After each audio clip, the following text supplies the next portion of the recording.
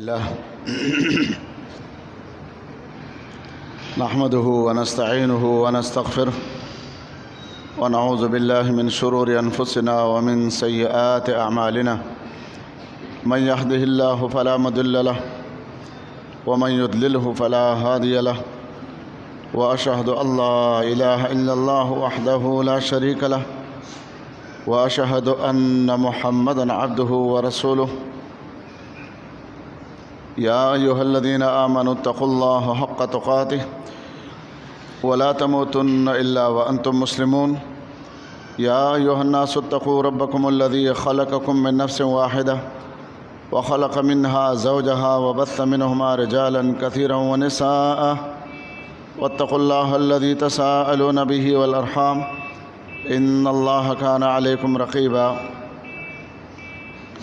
يا أيها الذين آمنوا اتقوا الله وقولوا قولا سديدا يصلح لكم أعمالكم ويغفر لكم ذنوبكم ومن يطع الله ورسوله فقد فاز فوزا عظيما أما بعد فإن خير الحديث كتاب الله وخير الهدي هدي محمد صلى الله عليه وآله وسلم وشر الأمور محدثاتها وكل محدثة بدعة وكل بدعة ضلالة وكل ضلالة في النار قال الله تبارك وتعالى في القرآن المجيد والفرقان الحميد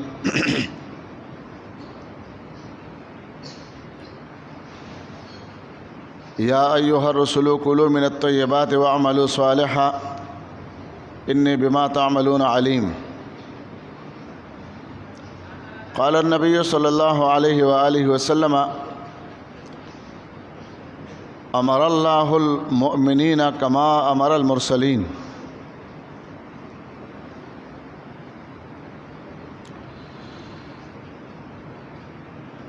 اللہ سبحانہ و تعالیٰ کا ہم سب پر کرم ہے، احسان ہے کہ اس رب کریم نے ہمیں اپنے عظیم نعمت دین اسلام اور صحیح العقیدہ ہونے اور اتباع رسول صلی اللہ علیہ وسلم کی سمجھ اور حد الوسع اس پر عمل کرنے کی توفیق عطا کی ہے۔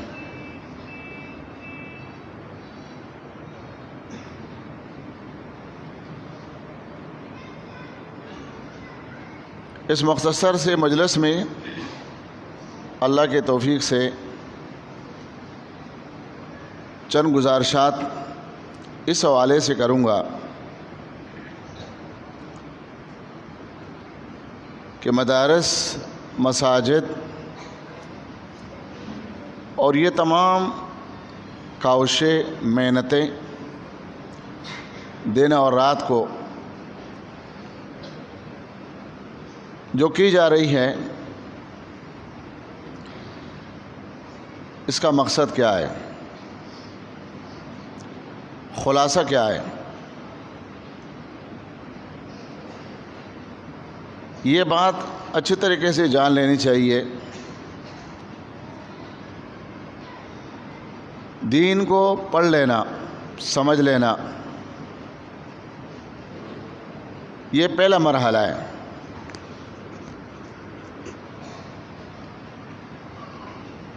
اور دوسرا مرحلہ اس پر عمل ہے، اور تیسرا مرحلہ اس عمل پر جو مصائب، مشکلات آتے ہیں اس پر استقامت ہے۔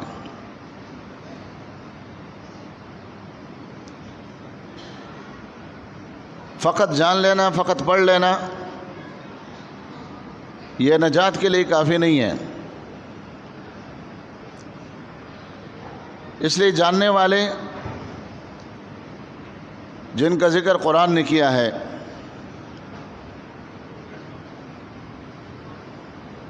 فرعون بھی جاننے والا تھا، موسیٰ علیہ السلام کے دعوت کو وہ جانتا تھا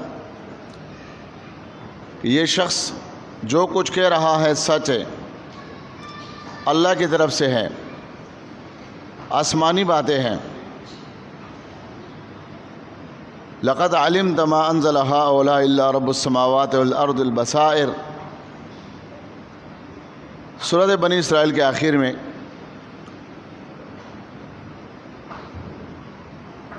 لیکن یہ جان لینا اس کے لیے نجات کا سبب نہیں بنا۔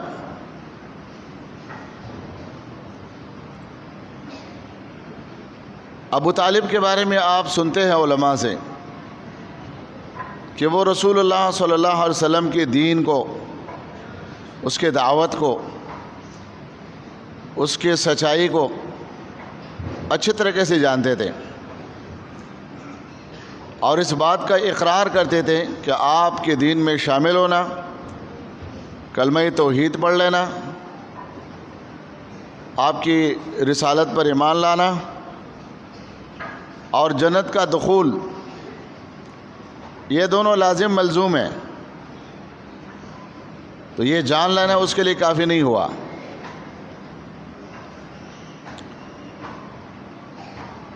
آج بھی دنیا میں بہت سارے ایسے لوگ ہیں، وہ دین کو جانتے ہیں، وہ حق کو جانتے ہیں، حقیقت سے بالکل واقف ہیں، لیکن یہ جان لینا، واقف ہو جانا سبب نجات نہیں ہے۔ یہ پہلا مرحلہ ہے، جان لینا، پڑھ لینا۔ دوسرا مرحلہ وہ عمل کا ہے کہ جو کچھ آپ نے پڑھا، جو کچھ آپ نے سنا، جو کچھ آپ نے سمجھا علماء کے بیانات میں، اپنے مطالعے میں، استاذوں سے پڑھنے میں، اب اس پر عمل۔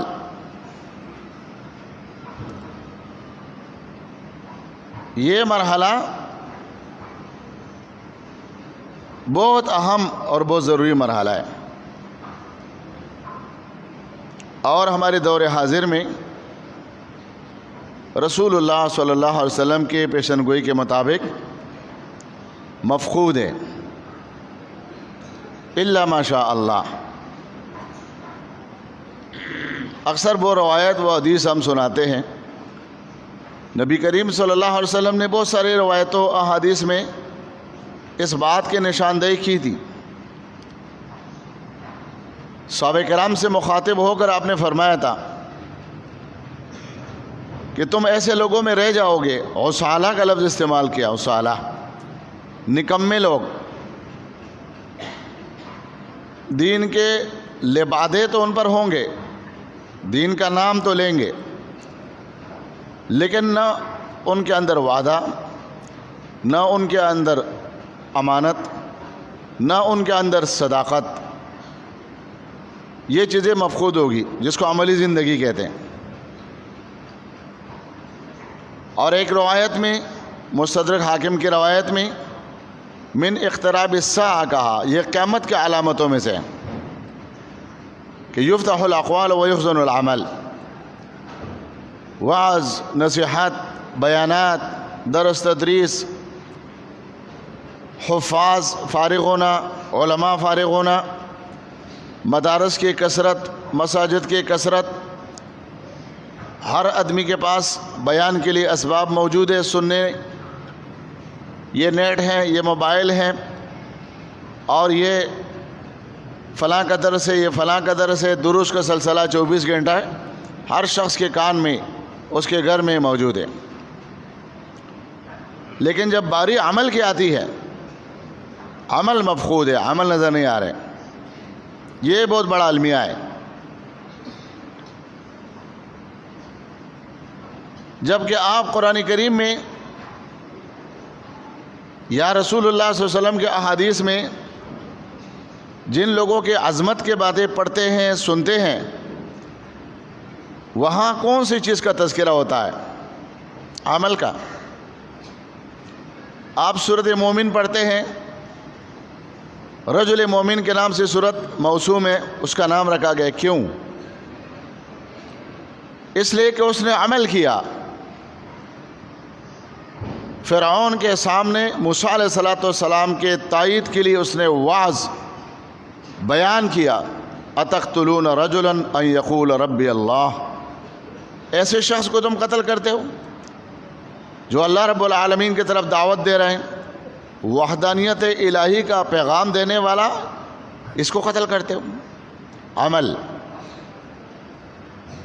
اس عمل کی وجہ سے آج وہ صورت ہم قرآن میں سورۃ مومن کے نام سے پہچانتے ہیں کہ اس میں ایک مومن کا تذکرہ ہے۔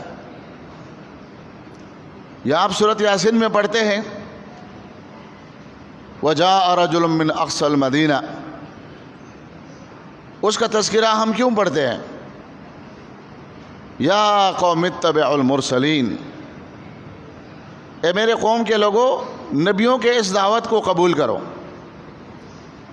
وَمَا لِيَ لَا أَعْبُدُ الَّذِي فَطَرَنِي، اور پھر اپنے آپ کو مخاطب کر کے سمجھانا لوگوں کو چاہتے ہیں، ہمیں کیا ہوا ہے کہ ہم ایمان نہیں لائیں گے؟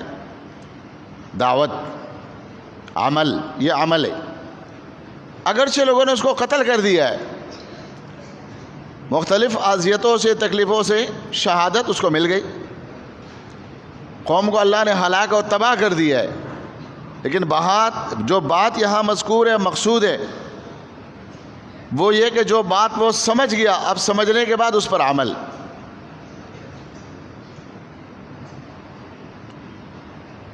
قرآن کریم میں اگر آپ درجات پڑھتے ہیں کہ ایمان والوں کو درجات کیوں ملے ہیں،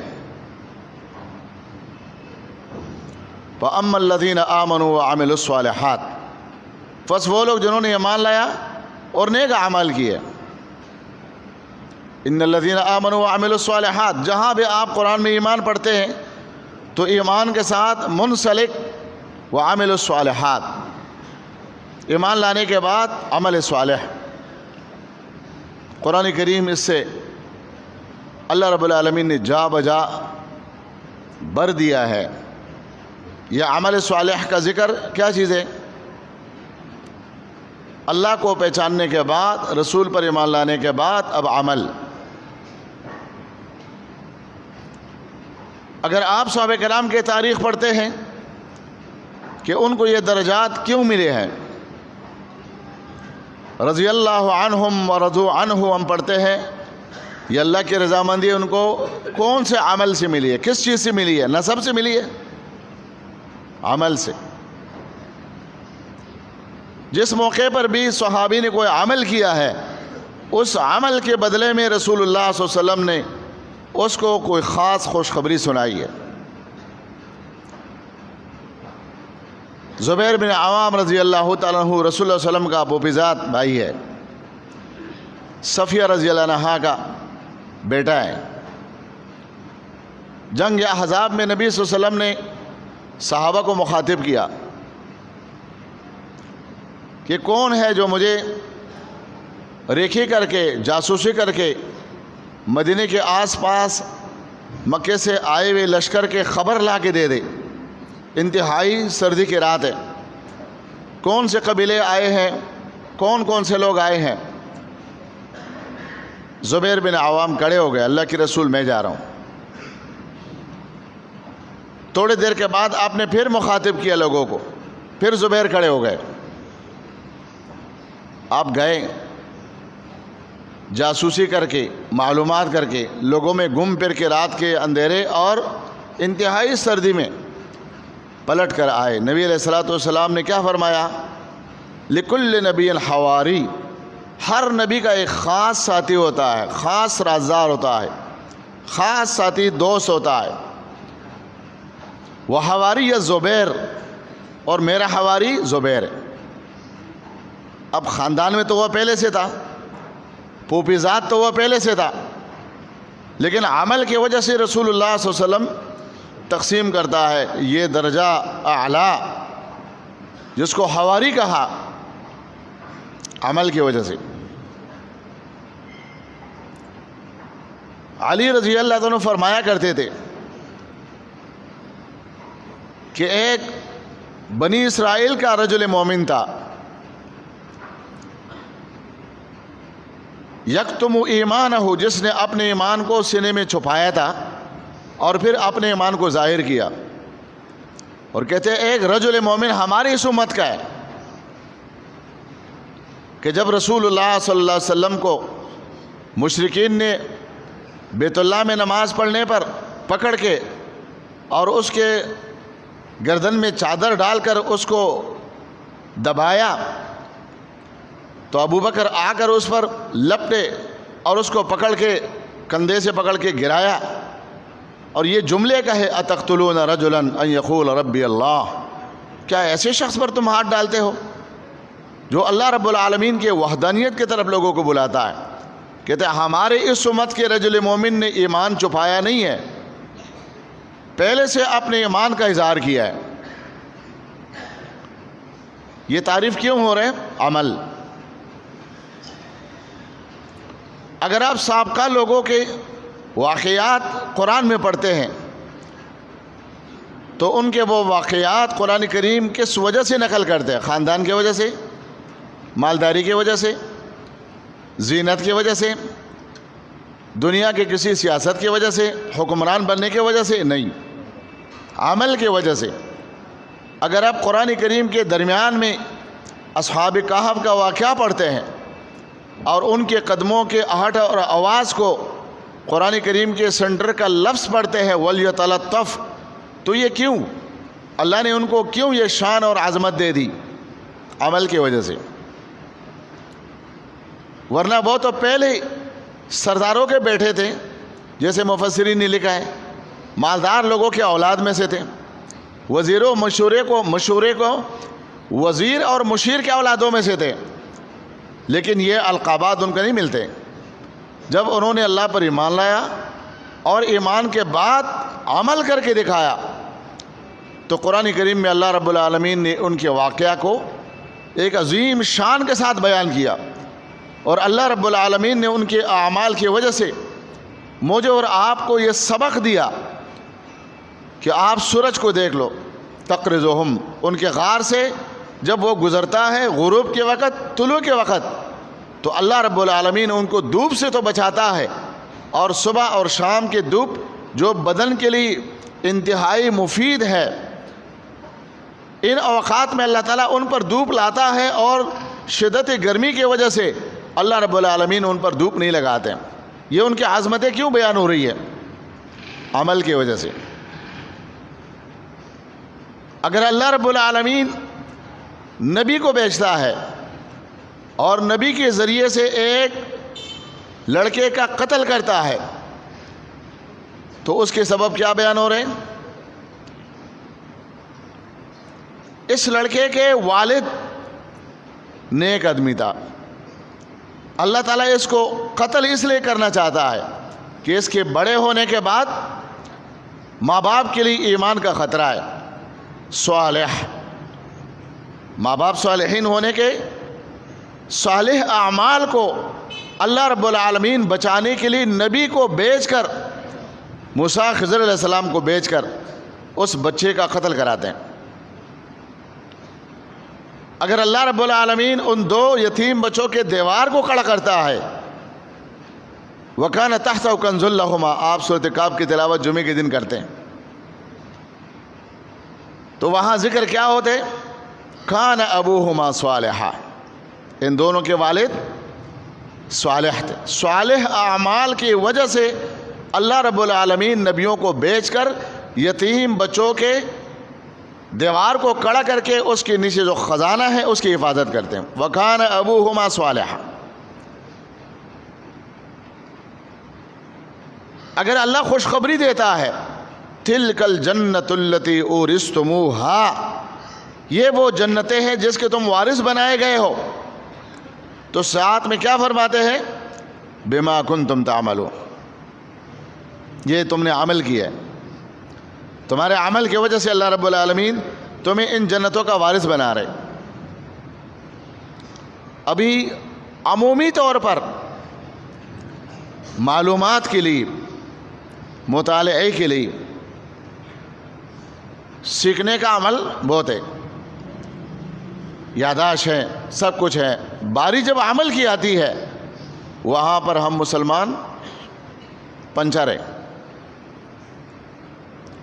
کوئی عالم فارغ ہو گیا کسی مدرسے سے، چاہیے یہ کہ آپ اس کے خاندان میں انقلاب آ جائے، محلے میں انقلاب آ جائے، اس کے گھر میں تبدیلی آ جائے، لیکن معاملہ اس کے برعکس ہوتے ہیں. کتنے لوگوں کو ہم دیکھتے ہیں، کتنے بھائیوں کو ہم دیکھتے ہیں. اس مسجد کا مجھے معلوم نہیں کتنا سال ہو گئے، 20 سے تو اوپر ہوگا. جب مدرسہ قائم ہوا تھا 20 سے تو اوپر ہو گیا ہوگا. اور اس وقت سے ایسے بھائیوں کو ہم دیکھتے ہیں، دیکھتے آ رہے ہیں. ان کے کالی داڑھی سفید ہو گئی، لیکن جب ہم ان کے نمازوں کو دیکھتے ہیں سنت کے مطابق نہیں ہوتے. کیوں؟ سبب کیا ہے، کیا وجہ ہے؟ کہ ایک انسان دینی مجلس میں بیٹھتا ہے، دینی باتیں سنتا ہے، دینی مطالعہ رکھتا ہے، ان کے اعمال سنت کے خلاف کیوں ہوتے ہیں؟ کیا وجہ ہے؟ سبب تو بتائیں. دو باتوں میں سے ایک ہوتا ہے نا. یا تو جو بیان کرنے والے بیان کرتے ہیں وہ غلط ہیں، غلط ہے تو اس کی تحقیق کرو. بھئی یہ آپ کا مسئلہ آپ بیان کرتے ہیں، لیکن ہم نے اس کی معلومات کی ہے آپ کا مسئلہ کمزور ہے، قوی مسئلہ یہ ہے. لیکن یہ بھی ہم نے سنا ہے کہ نہیں، جو آپ لوگ کہہ رہے سچ ہے، صحیح ہے، پھر آگے کیا چیز ہے وہ تو مولویوں نے ٹھیکہ لے لیا نا کہ حدیث صحیح ہے، لیکن چونکہ چنانچہ اگرچہ مگرچہ یہ کہ وہ کہ، یہ تو ان کا ہے، تمہارا کیا کام ہے؟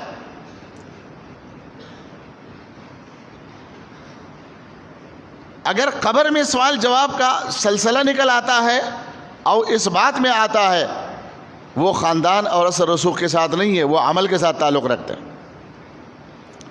قیامت میں اگر نجات ہے وہ خاندان کے ساتھ اس کا تعلق نہیں ہے، وہ عمل کے ساتھ تعلق. رسول اللہ صلی اللہ علیہ وسلم اپنے خاندان کو مخاطب کرتے ہیں، آپ ہم سے زیادہ اس مسئلے کو جانتے ہیں. یا صفیۃ عمت رسول اللہ، اے صفیہ رسول اللہ صلی اللہ علیہ وسلم کے پوپی، یا عم اے چچا، یا فاطمہ بنت محمد صلی اللہ علیہ وسلم، سلینی ما شئت من مالی ولا اغنی عنک شیئا. عمل کرو، عمل اپنا عقیدہ اور ایمان عمل سے بنا لو، میں تمہیں چھڑا نہیں سکوں گا.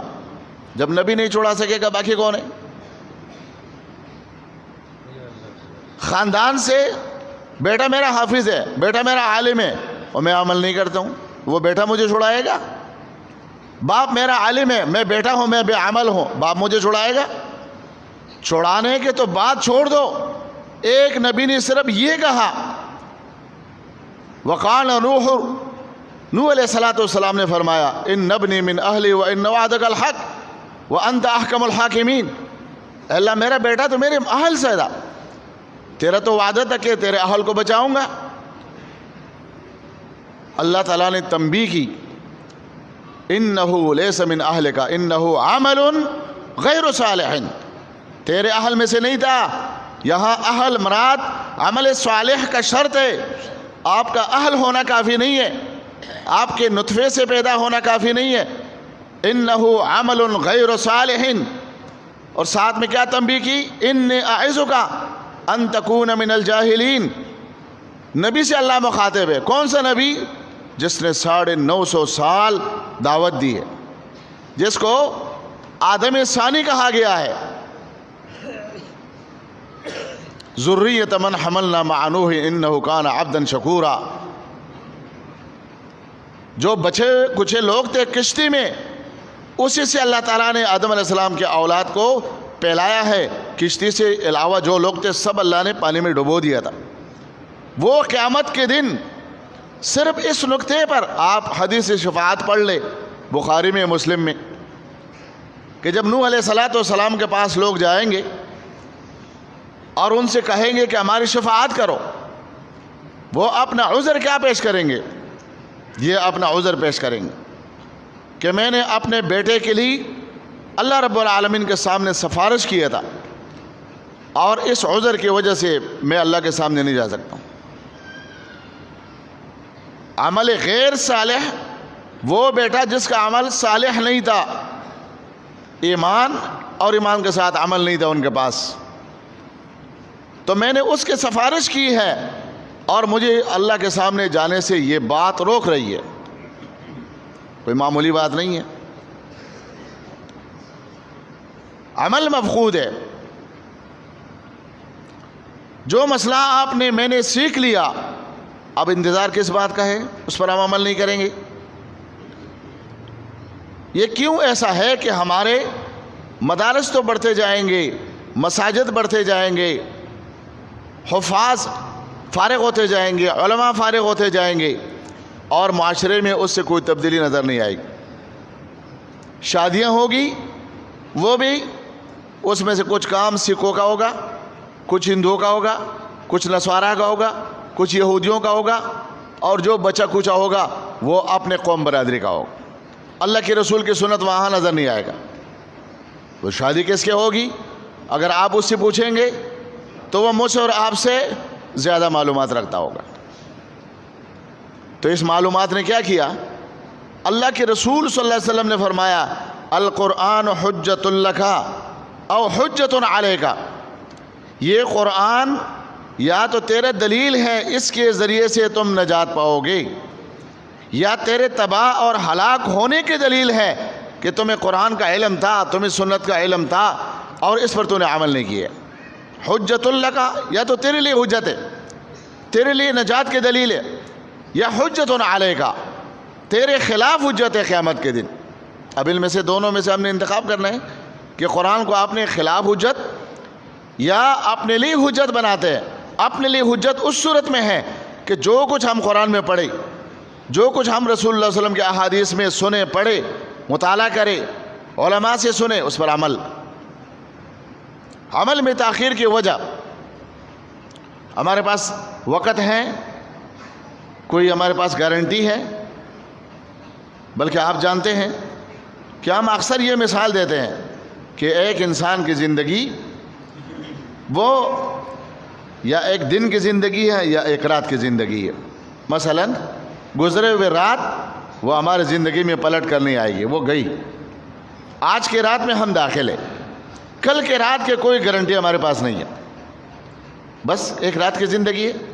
اگر ہم دن میں ہیں تو گزشتہ دن وہ پلٹ کے آنے کو نہیں ہے، آئندہ دن کے کوئی گارنٹی ہمارے پاس نہیں ہے۔ تو جس دن میں ہم چل رہی ہے بس یہ دن ہے، وہ کامل بھی ہو سکتے ہیں، ناقص بھی ہو سکتے ہیں۔ اب انتظار کس چیز کا ہے؟ ہمارے پاس تو نوح علیہ السلام کے امت والا عمر تو نہیں ہے۔ اعمار امتی، اللہ کے رسول نے جو فرمایا ہے کہ میری امت کی عمریں 60 الی 70 ہے، 60 سے 70۔ اب ان میں سے ہمارا عمر کہاں چلا گیا؟ ہمارے ہاں عام طور پر بیٹا ہو یا بیٹی 16 17 18 سال تک پہنچے، ابھی بچہ ہے، یہ تو بچپنا ہو گیا۔ اب 60 سال کو 3 حصوں میں تقسیم کرو، اس میں آپ نیند کا حصہ الگ کر لو، نوکری کا حصہ الگ کر لو، بچپنے کا حصہ اس میں سے الگ نکالو، آپ کے پاس بچے گا کیا؟ اب وہ جو بچا کچا ہے اس میں اب کرنا کیا ہے؟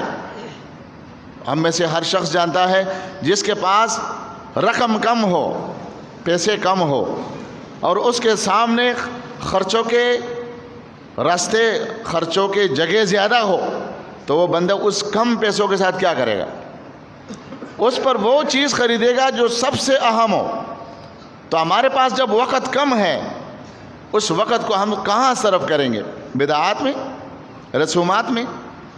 یاد رکھو، اگر ہم اس تمنا پر بیٹھ جائے کہ جو حدیث ہم پڑھیں گے، قرآن ہم پڑھیں گے، اور اس کو ہم یہ تصور بنا لیں کہ یہ کسی پر فٹ ہو رہے، کسی پر فٹ ہو رہے، کسی پر فٹ نہیں ہو رہے، یہ مجھ پر فٹ ہو رہے، آپ پر فٹ ہو رہے۔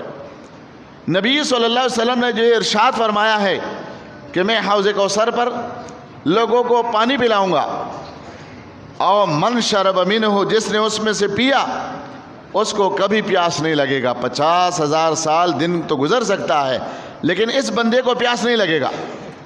اور میں کچھ لوگوں کو دیکھوں گا کہ وہ آئیں گے اور میں ان کو پانی پلانے کی کوشش کروں گا، اتنے میں ملائک میرے اور ان کے درمیان میں بندش رکاوٹ پیدا کر دیں گے، میں ان کو پہچانوں گا، ہاؤلائے اسے ہابی ہاؤلائے امتی۔ اور پھر نبی علیہ السلام نے فرمایا کہ میں اپنی امت کو اس لیے وضو کے آزاد ہونے کے وجہ سے پہچانوں گا کہ یہ نشانی صرف میری امت کی ہے۔ وضو تو سابقہ امتوں نے بھی کی ہے، لیکن وضو کے جگہ سفید رہنا، معجلین من آثار الوضو، محجلین من آثار الوضو جو ہے یہ صرف میری امت کا خاص ہے۔ پھر میرے اور ان کے درمیان میں جو ملائک رکاوٹ پیدا کریں گے، سبب کیا ہوگا؟ حل تعلم، اور ایک روایت میں لا تعلم ما احدثوا بعدک، آپ کو نہیں معلوم انہوں نے آپ کے بعد اپنے دین میں تبدیلی کی تھی۔ اب اگر ہم شادی اپنی مرضی سے کریں تو کیا شادی دین نہیں ہے؟ کیا شادی دین میں شامل نہیں ہے؟ منگنی دین میں شامل نہیں ہے، میت دین میں نہیں ہے، اب باقی دین میں کیا بچا؟ صرف رفع الیدین دین میں ہے۔ آپ رفع الیدین کرو، آپ امین زور سے پکارو، ہاتھ سینے پر رکھو، یہ چند اعمال یہ دین ہے، باقی آپ آزاد ہیں، آپ جو مرضی کرو۔ میرے بھائیوں نہیں، قل ان صلاتی و نسکی و محیایا و مماتی، میرا اٹھنا بیٹھنا جینا مرنا سونا جاگنا ہر لمحہ دین ہے، نہ معلوم کون سے لمحے میں میرے جان نکلے گی اور وہ کہیں بدعت پہ نہ جلائے، وہ شادی کے موقع میں ہو، غمی کے موقع میں ہو، کسی بدعت میں میرے جان نکل جائے وہ میرے ساری زندگی تباہ ہو گئی۔ جو ثمرہ، جو زندگی کا جمع پونجی اللہ تعالیٰ نے عمر دیا ہے، اگر وہ ہم نے اس قسم کے رسومات میں بے دینی کے کاموں میں صرف کر دیا، ہم سے بڑھ کر نقصان والا کوئی نہیں ہوگا۔ خسرہ خسران مبینہ، تباہی ہے یہ تو۔ اگر ہم یہ سوچ لے کے بیٹھ جائے کہ نہیں جی یہ عمل ہے، خیر ہے، اس میں اگر گنجائش کا راستہ نکالو، گنجائش والے شیطان کا راستہ ہوتا ہے، گنجائش شیطان کا راستہ ہے، گنجائش مت ڈھونڈو۔ صحابہ کرام اللہ کے رسول سے کیا پوچھا کرتے تھے؟ ای العمل احب الی اللہ، اللہ کے رسول ہمیں وہ عمل بتاؤ جو اللہ کو سب سے زیادہ پسند ہو، یہ نہیں کہ ہمیں گنجائش والا راستہ بتاؤ، گنجائش نہیں ڈھونڈتے تھے، احب الی اللہ، جو اللہ کو پسند ہو وہ عمل بتاؤ۔ ابھی ہم سارے گنجائش کے پیچھے لگے ہوئے ہیں، گنجائش والی نکالو۔ اچھا یہ گنجائش کبھی اور کاموں میں دیکھا ہے؟ دکاندار سے پوچھو، دکان میں کاروبار کر رہے، اس کے پاس فیکٹری ہے، فیکٹری والا کتنا مالدار ہوتا ہے، لیکن جا کے اس میں جو لوگ ہمارے بھائی فیکٹریوں میں کام کرتے ہیں اس سے بولو جو کارٹن خالی ہوتے ہیں وہ کہاں جاتے ہیں؟ جو چیزیں کباڑے میں جاتے ہیں وہ مفت میں ہوتے ہیں؟ نہیں، کباڑے کے لیے مخصوص آدمی ہوتا ہے، اس کا بہت بڑا نفع ہے۔ یہ کارٹن نہیں پھینکنا ہے، یہ خالی گتے نہیں پھینکنے ہیں، یہ سلور کے پٹیاں نہیں پھینکنے ہیں، ایک ایک چیز کو جمع کرتے ہیں۔ اچھا ہم اپنے لیے ایسا کرتے ہیں؟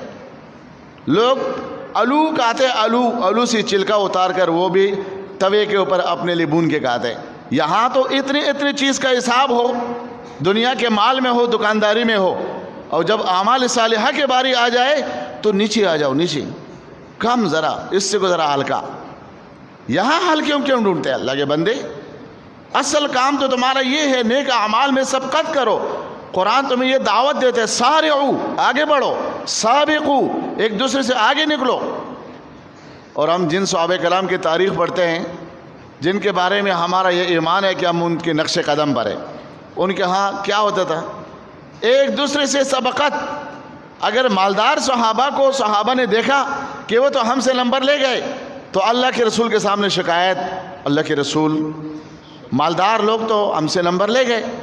اللہ کے رسول نے فرمایا فرض نمازوں کے بعد 33 والا ذکر پڑھو جو ہم میں سے اکثر بھائی پڑھتے ہیں، تو اللہ تعالیٰ تمہیں ان کے درجات دے دیں گے، بلکہ ان سے آگے نکل جاؤ گے۔ انہوں نے پڑھنا شروع کیا۔ اب مالداروں نے یہ نہیں دیکھا ہم تو مال دیتے ہیں بھائی، ہمارے پیسوں سے تو مدرسے چلتے ہیں، مساجد بنتے ہیں، چھوڑو جی ذکر اذکار سے کیا کرنا ہے۔ نہیں، مالداروں نے جب دیکھا کہ تم انگلیوں سے کیا پڑھ رہے ہو نماز کے بعد، تو چونکہ صحابہ کرام تو مومنین تھے، علم چھپانا تو گناہ کبیرہ ہے۔ صحابہ کرام اس ڈر کے مارے کہ قیامت کے دن اللہ تعالی ہم سے پوچھ نہ لے کہ یہ علم تمہارے پاس تھا، تم نے بیان نہیں کیا ہے۔ ابو ہریرہ کی روایتیں آپ پڑھ لیں، لولا آیاتان من کتاب اللہ، اگر قرآن کریم کی یہ 2 آیتیں نہ ہوتی جس میں اللہ تعالیٰ نے فرمایا ان الذین یکتمون ما انزلنا من البینات والہدی من بعد ما بیناہ للناس فی الکتاب اولئک یلعنہم اللہ یلعنہم اللاعنون، دوسری آیات آگے آ رہے۔ اگر یہ آیتیں نہ ہوتی تو میں کسی کو کوئی حدیث ہی نہیں بیان کر رہا۔ کیوں؟ لوگ مجھ پر اعتراض کر رہے کہ آپ کے تو اللہ کے رسول کے ساتھ 4 سال سے کم عرصہ گزرا ہے، آپ حدیث پر حدیث بیان کر رہے، جبکہ ابو بکر، عمر، عثمان، فلاں صحابی کو دیکھو اس کا اتنا عرصہ ہو گیا، وہ تو اتنے حدیثیں نہیں بیان کر رہے۔ پھر انہوں نے وجہ بتائی کہ لوگ جو انصار تھے ان کی زمینیں تھیں، جو مہاجرین تھی وہ تجارت میں مصروف تھے، اور ابو ہریرہ اللہ کے رسول کے ساتھ بیٹھا رہتا تھا کہ کوئی بات اللہ کے رسول کہہ دے اور میں سن نہ سکوں۔ مجھ پر بھوک کی وجہ سے غشی آتی تھی، لوگ مجھے جوتے سنگایا کرتے تھے، حالانکہ مجھے میرگی نہیں تھی، بھوک کی وجہ سے یہ ہوتا تھا، تو اس لیے مجھے احادیث زیادہ یاد ہے۔ کتمان علم، یہاں پر صحابہ نے، غریب صحابہ نے وہ ذکر مالدار صحابہ کو بتایا، اب انہوں نے سیکھ لیا۔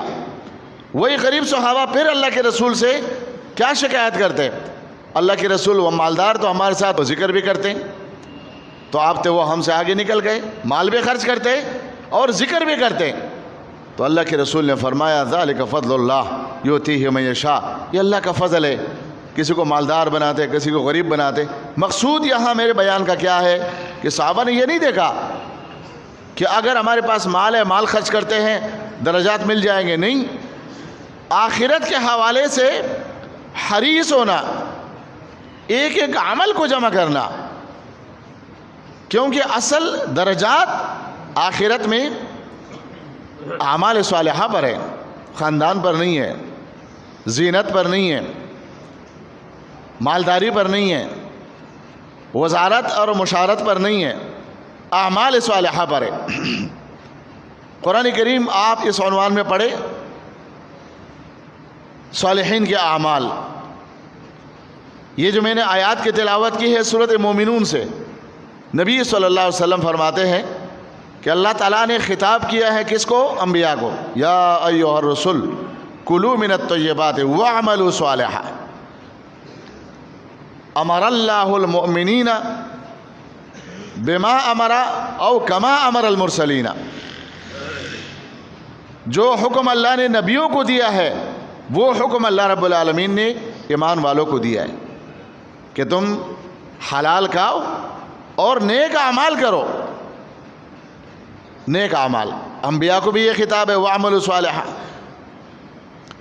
رسول اللہ صلی اللہ علیہ وسلم کو عائشہ فرماتی ہے رضی اللہ تعالیٰ کہ میں اللہ کے رسول کے قدموں کو دیکھا، دونوں قدم آپ کے اس پر ورم آ گئے ہیں۔ میں نے کہا اللہ کے رسول آپ کے بارے میں تو اللہ نے فرمایا ہے کہ آپ کے اگلے پچھلے کوئی گناہ ہی نہیں ہے، اِنَّا فَتَحْنَا لَكَ فَتْحًا مُبِينًا لِيَغْفِرَ لَكَ اللَّهُ مَا تَقَدَّمَ مِنْ ذَنبِكَ وَمَا تَأَخَّرَ وَيَهْدِيَكَ صِرَاطًا مُسْتَقِيمًا۔ نبی علیہ السلام نے کیا فرمایا؟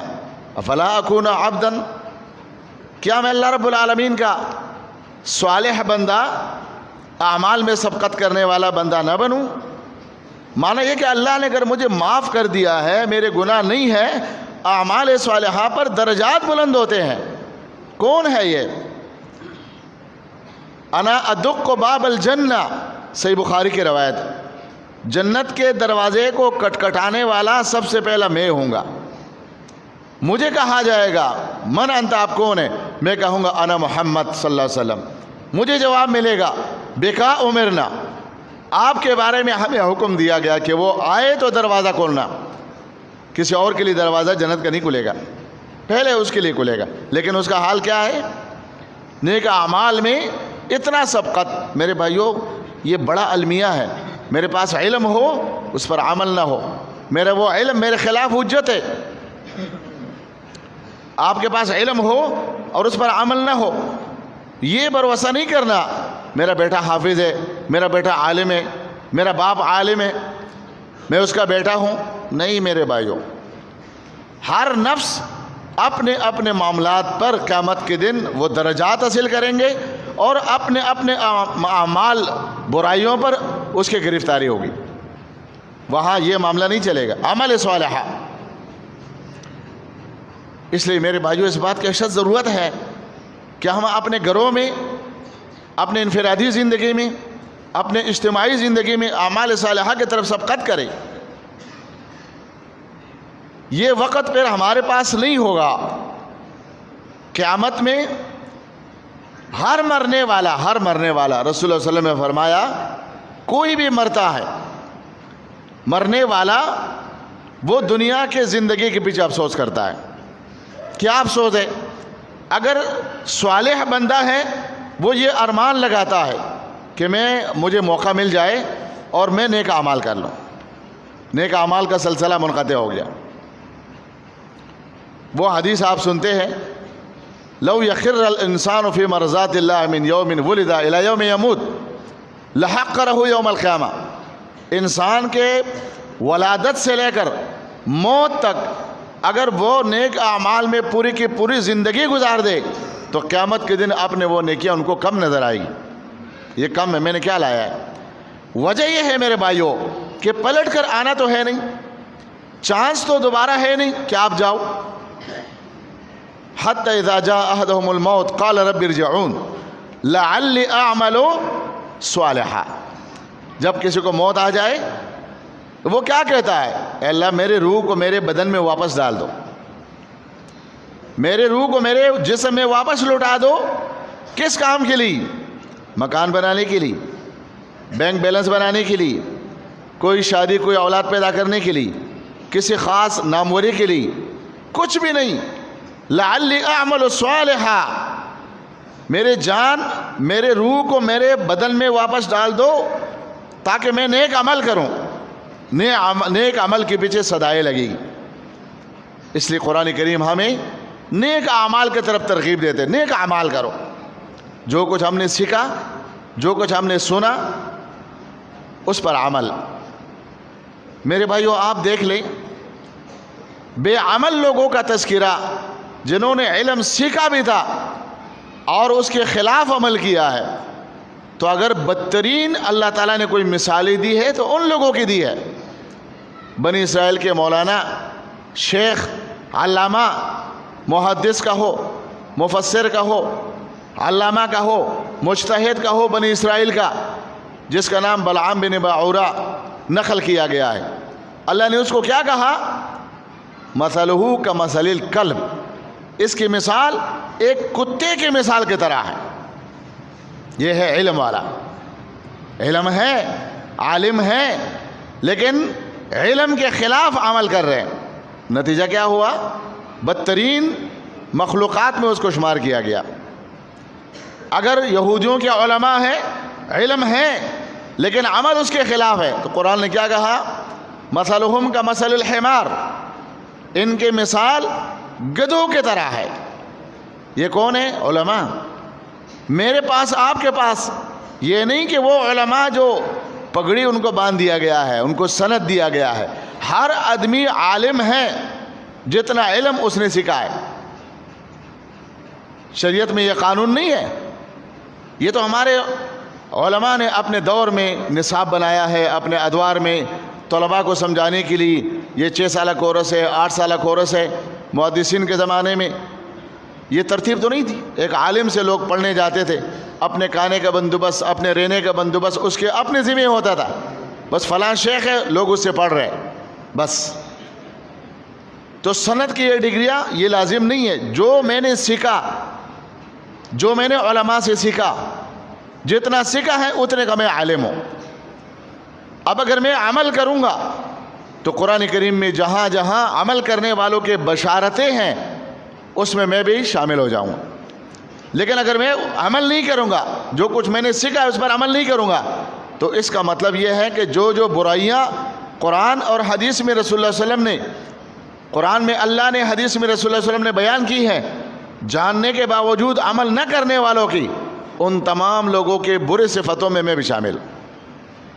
درجات کا فرق ہو سکتا ہے. کوئی بڑے درجے کا عالم ہوگا، کوئی کم کا ہوگا.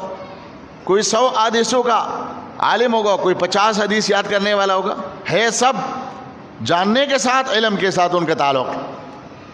میرے بھائیوں, عمل سے زندگی بنتی ہے. آپ اگر جہنم کے تذکرے قرآن میں پڑھیں گے, وہاں پر بھی برے عمل کرنے والوں کا ذکر ہوگا کہ یہ جہنم میں کیوں جا رہے, جہنم میں جانے کے سبب کیا ہے, بما کانوا یعملون, برے عمل کرنے کی وجہ سے. جنت والوں کا ذکر ہوگا, وہاں بھی یہ تذکرہ ہوگا, یہ جنت میں کیوں گئے. فَأَمَّا الَّذِينَ آمَنُوا وَعَمِلُوا الصَّالِحَاتِ إِنَّ الَّذِينَ آمَنُوا وَعَمِلُوا الصَّالِحَاتِ, یہ جنتیں, یہ باغات ان کے لیے ہیں جنہوں نے صالح اعمال کیے ہیں. میرے بھائیوں, اس بات کی اس دور میں خصوصاً اشد ضرورت ہے کہ رسول اللہ صلی اللہ علیہ وسلم نے فرمایا علم عام ہو جائے گا, بیانات ہوں گے, وعظ و نصیحت کے باتیں عام ہوگی, لیکن عمل معاشرے میں نہیں ملے گا, عمل غیب ہوگا. اس لیے اس بات کی اشد ضرورت ہے کہ ہم عمل کی طرف اقدام کریں. اپنے اعمال جو ہمارے اندر کوتاہی ہے ان کوتاہیوں کو دور کریں. جو سنت ہمیں معلوم ہے اس پر عمل نہیں کرتے ہیں. میرے بھائیوں, یاد رکھو, یہ بات اپنے ذہن میں بٹھا دو. اور اکثر یہ مسئلہ میں بیان کرتا ہوں, یہاں تو میں نے کئی بار بیان کیا ہے کہ اگر ابو طالب جہنم میں گیا ہے تو اس کا سبب کیا ہے, لوگوں کے تہمتوں کا خوف. اگر میں نے ایسا کیا تو لوگ کیا کہیں گے. بھائی, لوگ جو بھی کچھ کرتے ہیں, جو بھی کچھ کہتے ہیں, اب مثلا میں ہوں, میں نے ساری دنیا والوں کو راضی کیا ہے. جس طرح بعض لوگ ہیں نا, وہ ڈول ڈبلے والوں کے ساتھ بھی ہیں, علماء کے ساتھ بھی ہیں. ایسا کوئی مجلس نہیں ہوگا جس مجلس میں وہ کارندہ نہیں ہوگا. اب سارے لوگ خوش ہیں, ماشاء اللہ فلاں بہت اچھے آدمی ہے, وہ فلاں مولوی, یار وہ تو تنقید ہی کرتے رہتے, اس کا کام کیا ہے تنقید کرنا, بس یہ بدعت ہے اور یہ شرک ہے. فلاں نہیں بھائی, بہت اچھا ہے. سارے لوگ آپ نے راضی کر دیے, لیکن قبر میں رکھنے کے بعد اب بتائے کوئی کام آئے گا, کوئی چھڑا سکے گا؟ آپ نے یہ تو تصور کر لیا کہ اگر میں کتاب و سنت پر عمل کروں گا لوگ یہ کہیں گے. چلو, لوگوں نے نہیں کہا, لوگوں نے آپ کو اچھا کہہ دیا, لیکن آپ کے یہ اچھا کہنا آپ کے لیے قبر میں نجات کا سبب ہے؟ اگر نہیں ہے تو کیا فائدہ؟ اور سارے لوگوں نے مجھے کہا کہ آپ برے ہیں, آپ کو کہا آپ برے ہیں, آپ تو تنقید کرتے ہیں, آپ تو بدعت کہتے ہیں, آپ تو شرک کہتے ہیں, آپ تو ہم تو صحابہ کرام کے دور میں نہیں ہیں, ہم تو اس دور میں ہیں اور فتنے کا دور ہے. اگر شادی ایسا کر لیا تو کیا ہوا, تھوڑا سا ایسا کر لو, تھوڑا سا ہے, تھوڑا ماموں کے مانو, تھوڑا چچا کے مانو, تھوڑا باپ کے مانو, تھوڑا والدہ کے مانو. اس توڑے کو بدعت کا پورا ٹوکرا بھر دو, شادی کا بیڑا غرق کر دو سنت کے خلاف, وہ منگنی کا بیڑا غرق کر دو, اس میت کا بیڑا غرق کر دو. توڑا کے ساتھ لوگ راضی ہو گئے. مرنے والے کا کیا بنا, تیرا کیا بنا؟ یہی تو وہ وجہ تھی. لولا الملامت, اگر لوگوں کے ملامت کا خوف نہ ہوتا, لوجدتنی سمحا بذاک مبینا, اے محمد صلی اللہ علیہ وسلم تو مجھے دیکھ لیتا کہ اس دن پر میں بہترین اور مضبوط طریقے سے عمل کرتا. لوگوں کا خوف ہے. اللہ کے رسول نے کیا فرمایا, میرے چچا کو اللہ تعالیٰ جہنم میں کون سا عذاب دے گا؟ 2 جوتے اس کو پہنائے گا, آگ کے 2 جوتے, یغلی دماغہ, اور اس کا دماغ ایسا ابلے گا جس طرح ہنڈی کے اندر پکانے والا چیز, وہ پانی ہو, وہ گوشت ہو, وہ ابلتا ہے اور اس سے آوازیں آتی ہے. میرے چاچا کے کوپڑی کے اندر جو دماغ ابلے گا اور وہ یہ کہے گا کہ اشد العذاب, سخت عذاب اس کو ہے, حالانکہ وہو اہون من عذاب النار, وہ جہنم کے عذاب میں سے سب سے ہلکا عذاب ہے. اس کو اس بات نے کیا فائدہ دیا کہ لوگ کیا کہیں گے؟ میرے بھائیو, آج یہ بہت بڑا المیہ ہے.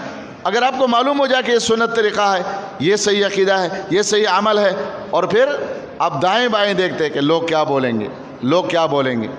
لوگوں کو جو بولنا ہے بولنے دو, لوگ تو آپ کو کسی حال میں نہیں چھوڑیں گے نا.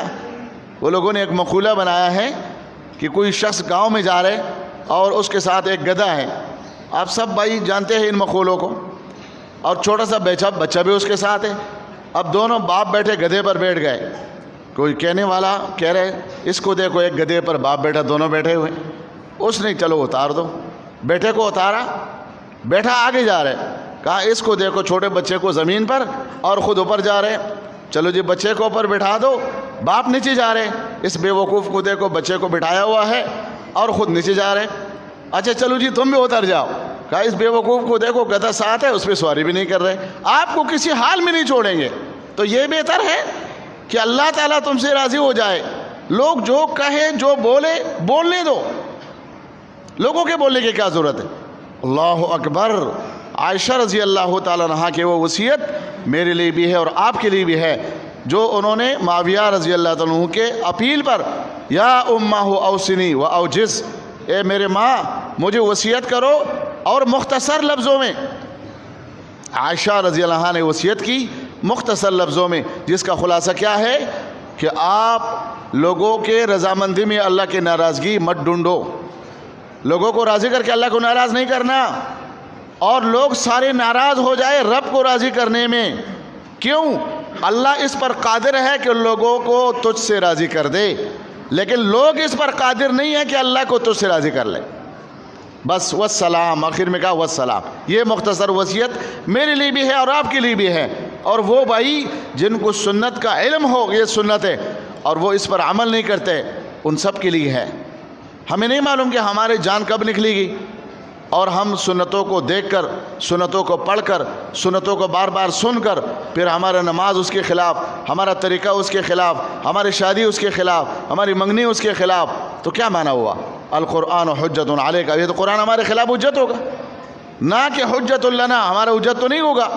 قیامت کے دن ہم نام پر جان نہیں چھوڑا سکیں گے، نام پر نام، ورنہ ہم سے پہلے لوگوں نے کیا دعویٰ کیا تھا؟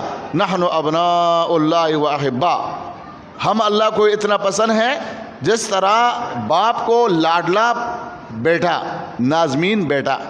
اللہ رب العالمین نے فرمایا اگر تم واقعی اللہ کو اتنے پسند ہو فلما یعذبکم، پھر اللہ تمہیں عذاب کیوں دیتے ہیں؟ یہ تمہارے جھوٹے دعوے ہیں۔ میرے بھائیو، اگر ہم دعوے کریں، دعووں سے جنت نہیں ملتا ہے، اعمال، اعمال صالح اعمال۔ اس لیے اس بات کی اشد ضرورت ہے کہ جو کچھ ہم پڑھ رہے ہیں اور پڑھا رہے ہیں، اور ہمارے بچے پڑھ کے فارغ ہو رہے ہیں، ہمارے گھروں میں آ رہے ہیں، اس میں سے ہم سب پر یہ ذمہ داری ہے کہ جو ہم پڑھے اس پر عمل۔ صحابہ کرام کے بارے میں آپ سنتے ہیں کہ ہم رسول اللہ صلی اللہ علیہ وسلم سے قرآن کے آیتیں لیتے اور ان آیتوں پر سابقہ سبق لینے سے پہلے عمل کرتے تھے۔ ادھر قرآن کریم کا نزول مکمل ہو گیا اور ادھر قرآن پر ہمارا عمل مکمل ہو گیا۔ اس بات کی اشد ضرورت ہے کہ ہم قرآن اور سنت پر عاملین بن جائے۔ ان باتوں پر سب سے پہلے میں آپ کو مخاطب کرتا ہوں، اللہ مجھے عمل کی توفیق عطا فرمائے، اللہ آپ کو عمل کی توفیق عطا فرمائے۔ ہمارے وہ بھائی جو ان جامعات کو، ان مساجد اور مدارس کو اللہ رب العالمین کے فضل اور اللہ کے فضل کے بعد ان کو دیے ہوئے توفیق سے وہ جس لحاظ سے بھی معاونت کرتے ہیں، وہ مالی ہو، وہ اخلاقی ہو، وہ اجتماعات کی حاضری ہو، وہ جس صورت میں بھی ہو، اللہ رب العالمین یہ سب ان کے نجات کے لیے سبب بنائے اور ہم سب کی نجات کے لیے سبب بنائے۔